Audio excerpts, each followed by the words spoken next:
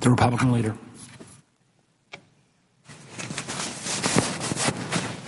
Mr. President, this morning we received the administration's budget for the next fiscal year.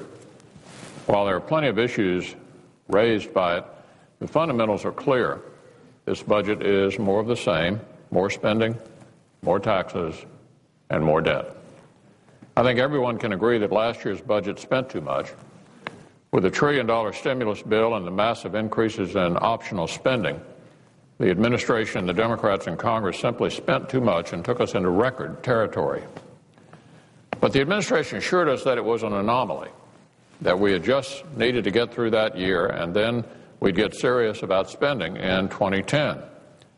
Fiscal hawks on the other side of the aisle told us the same thing every time we raised the issue. But now they've produced yet another massive budget filled with even more spending than last year's record totals. The President proposes to increase spending by another $100 billion, despite having already increased the size of the federal government to unprecedented levels. Even though the administration claimed that the current funding was unique due to the economic crisis, they show no signs of slowing spending. And while spending is going up, taxes are going up even faster.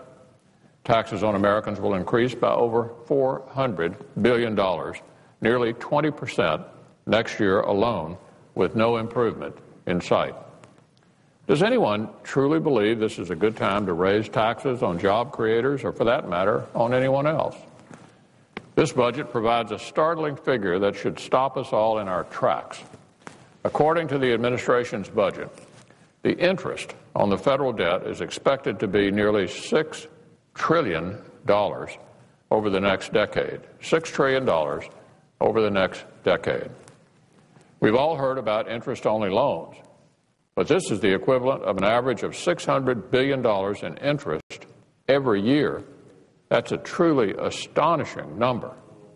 In fact, in just 4 years, the administration predicts the government will have to spend more just to pay interest on the federal debt than it spends on the Departments of Agriculture, Commerce, Education, Energy, Health and Human Services, HUD, Interior, Justice, Labor, State, Treasury, and the Corps of Engineers, the Environmental Protection Agency, GSA, NASA, National Science Foundation, Small Business Administration, and the Social Security Administration combined.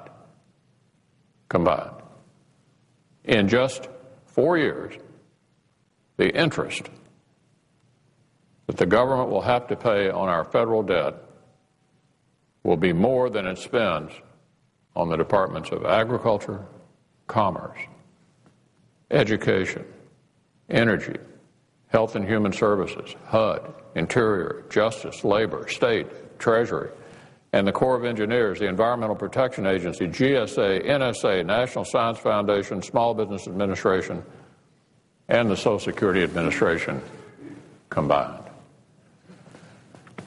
The Senate will have an opportunity to write a new budget this year. Our leader on this issue, Senator Gregg, will have much more to say on the matter as we work to do what so many Americans are doing, and that is to get our budget in order. And I'll have much more to say on the individual pieces of this blueprint, including the administration's priorities on our national and homeland security.